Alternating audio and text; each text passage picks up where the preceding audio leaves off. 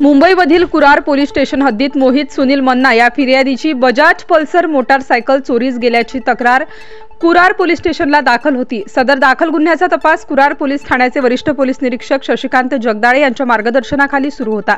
यात पोलीस उपनिरीक्षक अविनाश नलावडे यांनी आपल्या सहकाऱ्यांच्या मदतीने सिताफीने तपास करून परिसरातील सीसीटीव्ही फुटेज तपासून 2 संशयित आरोपींना अटक केली आहे।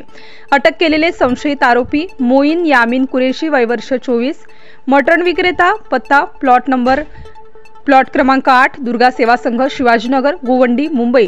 दुसरा संशयित आरोपी सोहेल निजाम कुरेशी वय वर्ष 20, मटण विक्रेता, पत्ता प्लॉट क्रमांक 10, रूम क्रमांक 512, स्कॉटर्स कॉलनी, गोवंडी, शिवाजीनगर, मुंबई हे असून या सराईत संशयित आरोपींनी मुंबईतील विविध पोलीस स्टेशन हद्दीत मोबाईल स्कॅचिंग आणि मोटार वाहन चोरी केल्याची कबुली दिली आहे। तसेच संशयिताकडून बजाज पल्सर मोटारसायकल हस्तगत करण्यात आली आहे। लवकरच पुढील तपास पूर्ण करून इतर संशयित आरोपीचा आणि संशयितांनी केलेल्या गुन्ह्यांचा तपास केला जाणार आहे।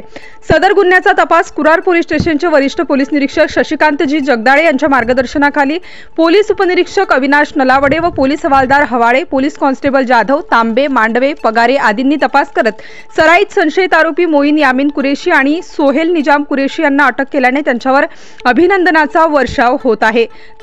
स्टार न्यूज साठी साहिल शहा, मुंबई।